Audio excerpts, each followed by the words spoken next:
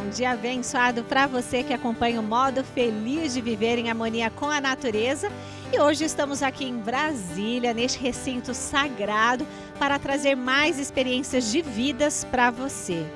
Olha que interessante, inaugurado em 1976, é neste recinto sagrado que hoje visitaremos a história do Dr. João Ricardo, que encontrou nas orações e práticas do ensinamento Homem Filho de Deus a inspiração, a esperança e a força de vontade necessárias para passar em um concorridíssimo concurso para juiz de direito. Seja você também um mantenedor do programa Seitinoye na TV.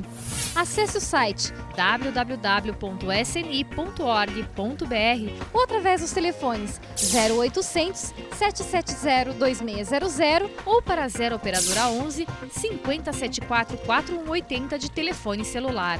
E transforme a sua vida e de muitas pessoas através da sua doação.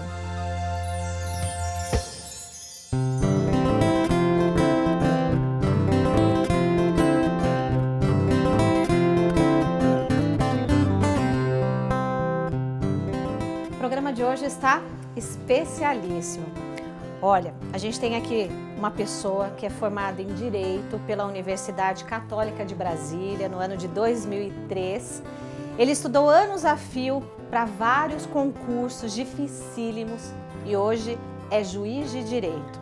É natural de Belo Horizonte, reside em Brasília há 36 anos, casado com Tatiana, pai de Giovana. Estamos falando do Dr. João Ricardo Viana Costa. Que bom tê-lo aqui, viu? Muito obrigado, Liliane. O prazer é todo meu. Muito obrigada por ter, apesar de inúmeros, compromissos no fórum, ter reservado esses momentos para estar falando um pouco da sua história aí para quem acompanha o programa Seitinoye na TV. Uma grande alegria, viu? A alegria é toda minha. Muito obrigado. Que bom. Bom, conte para o nosso grande público, no Brasil e do exterior também, como foram os seus primeiros anos de vida, a sua juventude, as suas limitações, os sonhos, as dificuldades, as decisões, enfim. Bom, como você mesmo já mencionou, sou de Belo Horizonte e mudei de lá muito pequenininho, mas acabou que sempre eu tive um contato muito grande com a família da minha mãe, que reside toda lá. Tive uma infância normal, graças a Deus não passei por muitos problemas na minha infância, mas eu era uma criança muito pequenininha. Então... Era minhonzinho. Minhonzinho. A médica da minha filha falava assim, ela é minhonzinha, aquela pequenininha. Eu era pequenininho, assim... meus irmãos, tanto o mais novo quanto o mais velho, eles já vieram mais encorpados. Tanto que hoje ambos têm mais de 1,90 m. Sério? Sério. E só eu que vim na versão hatch, com 1,74 m. Então eu vim reduzido. Altura. Aí, então assim, meu irmão mais velho sempre foi muito grandão. Então assim, eu fui um jovem normal, sem destaque em absolutamente nada que eu fazia. E quando chegou na fase da adolescência, a gente chega nesses momentos de grande impasse, quando a gente começa a enfrentar os nossos medos, a formação do nosso caráter e com isso também os nossos complexos. E foi nesse momento decisivo que a Seitinoye, graças a Deus, ela entrou na minha família. Minha mãe conheceu a Seitinoye no finalzinho da década de 80, início da década de 90, eu estava aproximadamente com 10 anos de idade na época e me apaixonei pelo ensinamento pela primeira vez. Minha mãe tentou fazer com que eu gostasse, minha mãe procurou várias religiões, mas nenhuma delas eu aceitava. Eu até brinco falando que eu já vim com o chip Homem Filho de Deus já acoplado. Boa. Nada do que me falavam eu queria, budismo, cristianismo, espiritismo, nenhum deles me interessava. Todas são maravilhosas, Todas maravilhosas, eu tenho um amor e uma gratidão profunda a todos os ensinamentos. Mas você não se identificava? Não me identificava, eu não conseguia enxergar naquele ensinamento algo que me colocasse nos braços do Pai. Então, todos os ensinamentos que minha mãe trazia, eu não gostava. Eu falava assim, não, mãe, não fala comigo que eu não gostava. Isso já pequenininho. Quando a minha mãe trouxe a Seitinoye e ela chegou em casa, conheci o ensinamento de um japonês que ele fala uma coisa muito legal. Eu perguntei, mãe, o que ele fala? Ele fala que o homem é filho de Deus. Minha mãe me conta que eu parei, olhei assim e falei assim, esse eu gostei, esse eu gostei. Então, assim, foi uma identidade que eu tive com esse ensinamento maravilhoso já desde pequeno. Mas apesar de conhecê-lo desde novo, não praticava. Então eu gostava da bagunça, eu gostava da festa, mas de prática mesmo eu não gostava. Até porque eu não acreditava que eu pudesse ou que o caminho da religiosidade fosse um caminho aberto a mim. Aí cresci numa adolescência já um pouquinho mais conturbada, comecei a dar muito trabalho para os meus pais, principalmente nos estudos. Fui um péssimo aluno. Sério? Oh, péssimo aluno. Comecei a ficar de recuperação na 5ª série do 1º grau e de lá nunca mais parei. Fui para inúmeros conselhos de classe, então era assim, a coisa mais normal do mundo. Era minha agenda. Ser chamada. Minha mãe, meus pais serem chamados e minha agenda não aparecer. Eu sumia com a minha agenda. Para não ver os recadinhos. Exatamente. Dever de casa não entregava. Então, eu até brinco que tinha um momento de trauma meu, que era quando eu tocava a música do Fantástico, do domingo à noite, que eu lembrava que tinha trabalho na segunda-feira e eu não tinha feito. Uau. Corri para pegar papel ao maço e sair correndo, fazendo tudo desesperado para entregar o trabalho no dia seguinte. Então, assim, eu fui um péssimo aluno, não estudava, gostava muito de bagunçar e, em razão da minha própria característica física e da questão também emocional, eu comecei a me tornar um jovem extremamente complexado, muito complexado. Não me achava bonito, não me achava capaz, não me achava digno de assumir grandes posições ou destaque. Então, eu acabei que por incrível que pareça, eu me tornei extremamente medroso em relação às situações da vida e fazendo parte e acreditando numa filosofia que falava que o homem era filho de Deus. Então, eu acreditava no ensinamento, mas a minha vida não era condizente com aquilo. Eu acreditava que se eu arrumasse uma namorada, ou se eu arrumasse uma menina que me mostrasse que eu era capaz, eu iria resolver. Todos os meus relacionamentos foram fracassados, foram todos frustrados. E em razão do último, que foi extremamente dolorido, eu já com os meus 22 anos, 21, 22 anos, eu decidi começar a praticar os ensinamentos da Seitonei. Aí que a minha vida começou a mudar. Teve algum momento difícil em que você achou que não seria possível, ou que teve vontade de desistir, e alguém veio e lhe deu uma força que teria sido assim fundamental para essa mudança de atitude mental? Todos! Toda reprovação eu queria desistir. Eu pensava em desistir todas as vezes. Quem fez muita diferença na minha vida foi, em especial, a minha família e, mais particularmente, a minha esposa. Minha esposa me apoiava e ela me apoiava sempre de uma maneira muito sábia. Ela nunca brigava comigo. Ela sempre falava assim, amor, pensa com carinho, faça a oração. Ela já sabia que eu sabia o que era necessário, então ela só falava para fazer oração. Teve um momento muito, muito particular em que, na minha última reprovação, eu encontrei uma colega minha no tribunal, ela já juíza, e ela vira para mim e fala assim, João, você não é da Seitonei? Eu falei, sou. Seitonei não fala que o homem é filho de Deus? Eu, fala, né? Aí ela, você não trabalha pelos jovens? Eu, trabalho, né? Você não se dedica tanto? Eu, Aí ela, então por que você não passou? Aquilo eu tomei como uma facada nas costas, assim, eu senti uma dor tão grande que eu falei, gente, é verdade, eu me dedico tanto, eu trabalho tanto, e por que eu não estou passando? Cheguei em casa e falei com a minha esposa, falei assim, amor, eu quero desistir, eu não quero fazer mais nada, eu vou fazer tererê na praia, eu vou vender pastel, mas eu não quero nunca mais abrir um livro de direito que eu não aguento mais estudar. Minha esposa virou sabiamente para mim e falou assim, amor, antes de tomar qualquer decisão muito séria, descansa. Para um pouquinho a cabeça e faça oração. Eu falei, tá certo, amor, vou fazer oração. E parei para pensar e refletir comigo mesmo. E nesse dia foi muito interessante porque eu estava num momento assim, pensando na vida e eu tive uma visão, nada de visão espiritual, aquele sonho acordado. Sim. Eu tive uma visão da minha filha. Eu não era pai na época ainda, minha filha não tinha ainda sido encomendada. E eu tive uma visão dela chegando criancinha para mim com seus 5, 6 anos e perguntando assim, papai, tudo o que eu quiser ser na vida, eu posso? E aquilo foi uma bomba no meu coração, porque eu pensei, como é que eu posso falar para minha filha que pode, se eu mesmo não estou acreditando? Foi a hora que eu tomei a decisão de Não importa o que aconteça. Não importa quantos anos eu demore. Não importa que eu pegue o meu certificado de aprovação e seja colocado no meu túmulo. Agora eu vou até o final. Porque sonho é sonho. Aí eu lembrei do poema do mestre. Idealize um grande sonho. E eu falava, jovem, idealize um grande sonho. E também lembrei do poema Vida Vívida. Sim.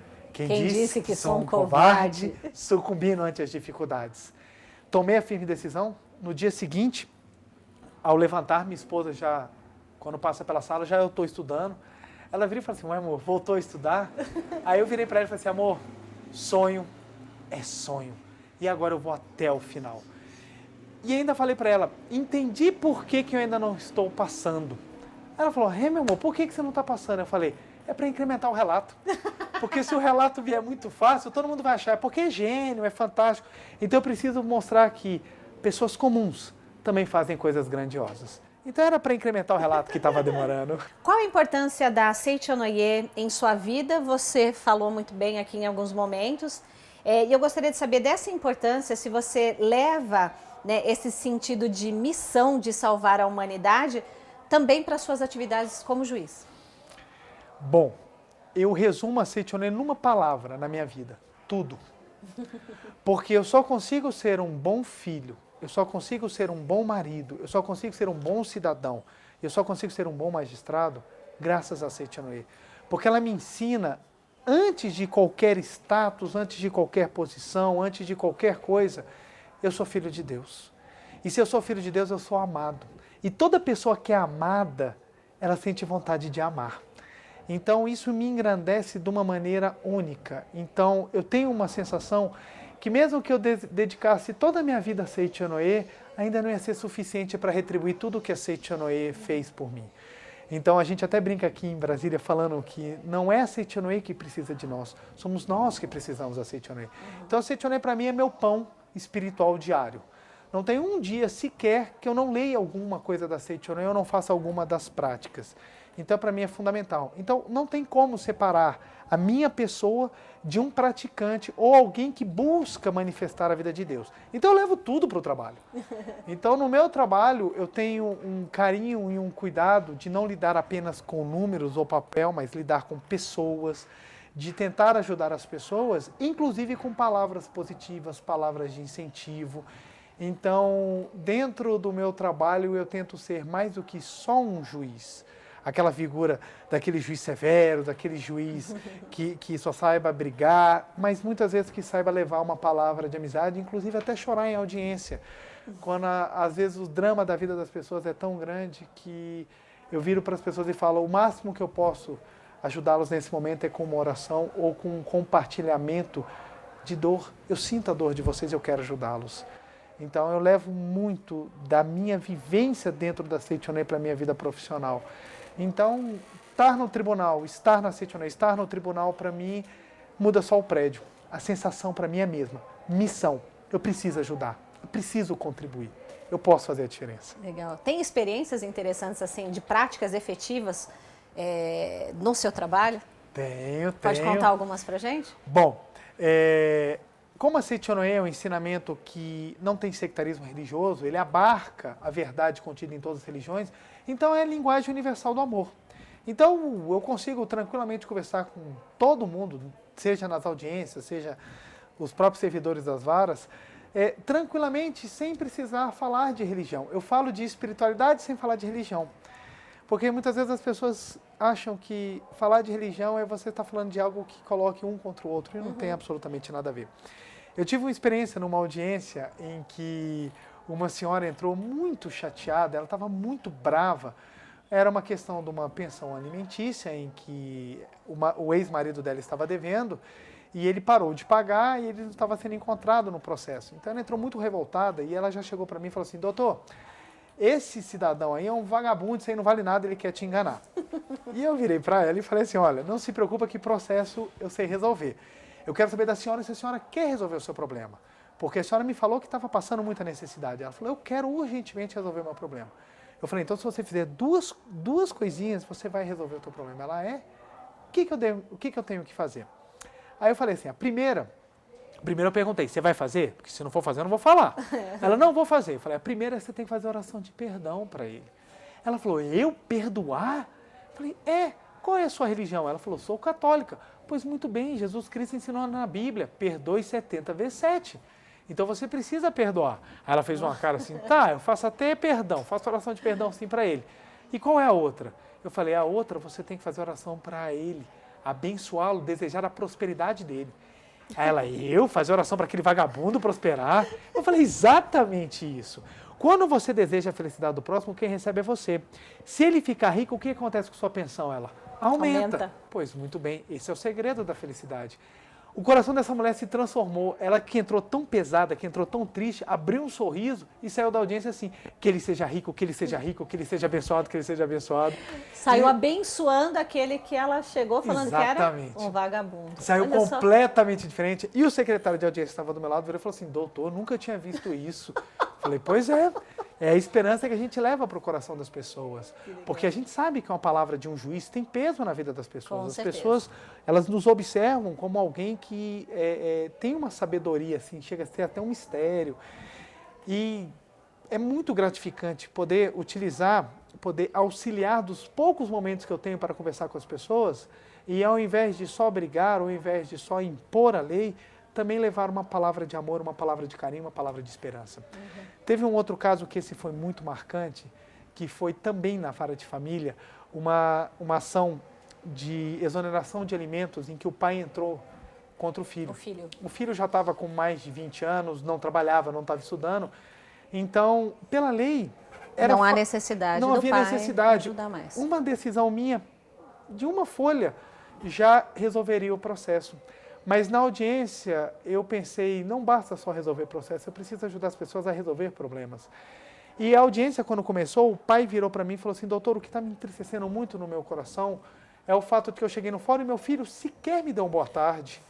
E o filho virou e falou assim, mas para que eu vou cumprimentar alguém que eu nem conheço? E a audiência começou nesse pé. E eu falei, calma senhores, nós vamos conversar um pouquinho. Comecei a abordar exatamente individualidades, diferenças, e falei um pouquinho sobre amor de pais e filhos, algo que a gente aprende de maneira espetacular na Seitinoe. E durante a audiência eles foram se enxergando, eles foram percebendo que muitas vezes bons momentos eles perderam para manter o ego, ou para manter a pose, ou para manter aquela crença deles.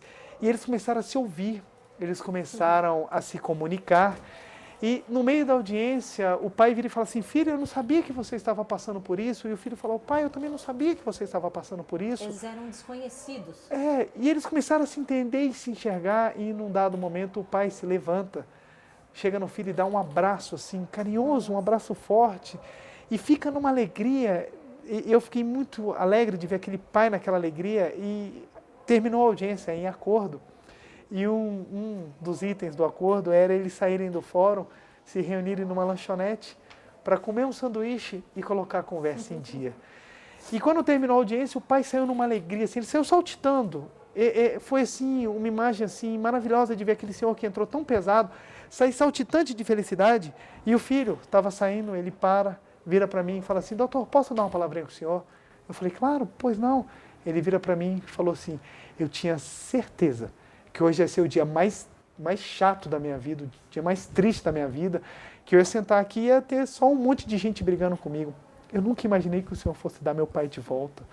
E foi, assim, muito emocionante, e eu me emociono toda vez que eu conto essa história, porque na hora meus olhos encheram de água, todo mundo que estava na sala começou a chorar, e eu vi aquele jovem feliz, porque ele falou assim, obrigado, você deu meu pai de volta. E ele saiu muito feliz. Nossa, agora... Que bonito, né?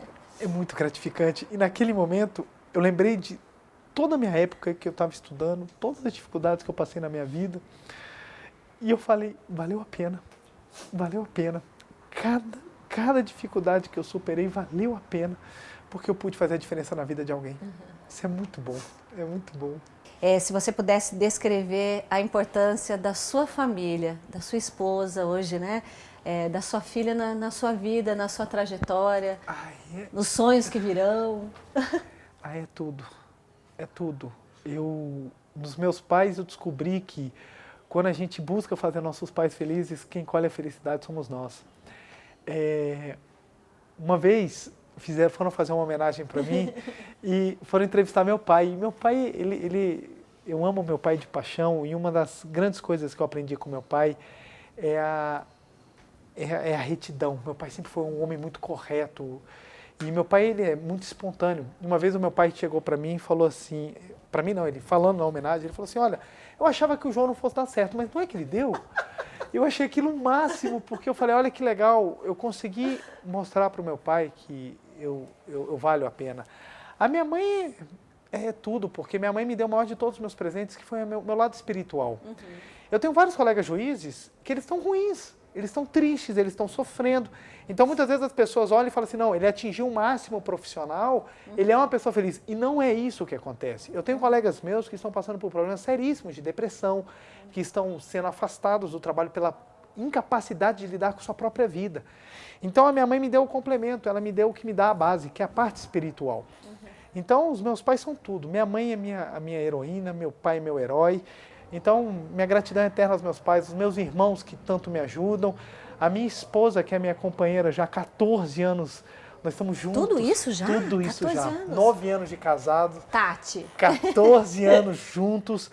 E em todos os momentos de dificuldade, todos os momentos em que eu tive que enfrentar, ela esteve comigo, rezou muito por mim, muito, muito, muito. Então, assim, a minha esposa é tudo. E minha filha hoje...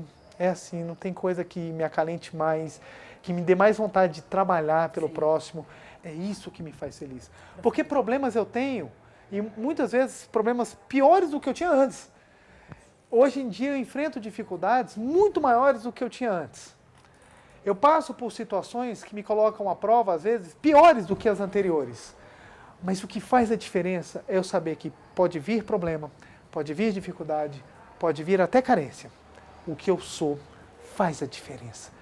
Então, quando eu descubro quem eu sou, é o maior de todos os presentes. Então, hoje a minha felicidade está em saber quem eu sou e saber que eu posso fazer muito para ajudar outros a descobrirem que eles também são.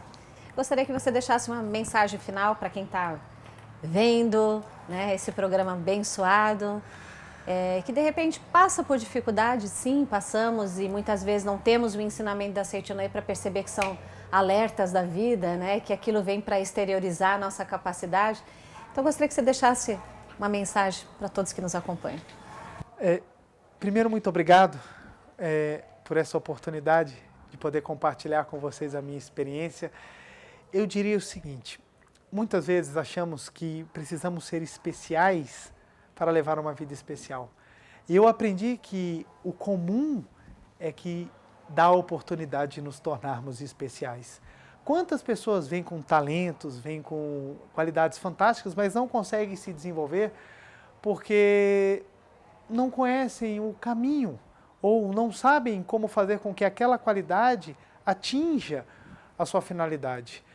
E exatamente no ser comum, não ter qualidade nenhuma que se destacasse ou não ter nada que mostrasse ao mundo, que falasse, nossa, como sou diferente, é que eu descobri um caminho sagrado para manifestar a maior de todas as forças que temos, que é Deus no nosso interior. Então, se você pensa que você é comum, que você é só mais um, lê do engano. É exatamente esse momento, é essa situação que te dá a oportunidade para você manifestar a grandiosidade que está dentro de você. Hoje, eu só sou especial porque ontem eu fui comum. E no comum é que eu aprendi a manifestar a superação. Persista, insista, acredite. Você pode, você chegará lá, basta que você tenha fé e perseverança. Um beijo no coração, tenha fé na sua natureza divina e muito obrigado, muito obrigado.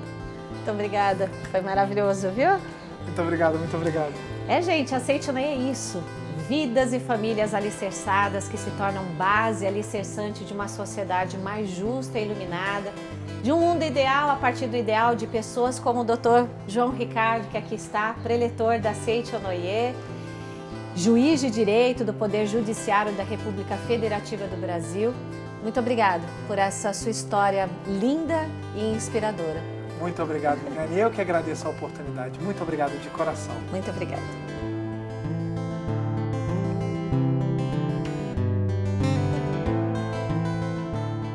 hoje foi a vez de compartilharmos a história do Dr. João Ricardo, juiz de direito e preletor atuante do movimento da Seiti-Onoye. E vimos o quanto é importante cultivarmos um sonho e partirmos para a ação, sem nunca esquecer de nossa espiritualidade e do quanto é essencial praticarmos atos de amor ao próximo, não é?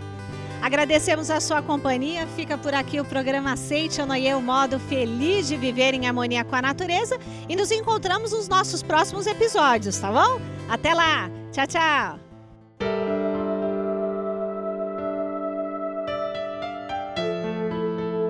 Oração para alcançar a plena liberdade. Deus revela seu amor e sua sabedoria em toda a parte e em todas as ocasiões. Mesmo nos momentos de dificuldade, devemos reconhecer o amor e a sabedoria de Deus do mesmo modo que os reconhecemos nos momentos em que desfrutamos suas dádivas. A natureza é regida pela inexorável lei de causa e efeito. Não é possível escapar dessa lei. A lei de causa e efeito é expressão da sabedoria de Deus. É a onipotência de Deus manifestada sob a forma de lei, para que possamos usufruir dela livremente. Se não houvesse essa lei, tudo e todos agiriam e se moveriam desordenadamente, sem nenhum controle, e teríamos de viver em constante insegurança e inquietação. Não seriam possíveis nem o desenvolvimento da ciência, nem uma vida estável.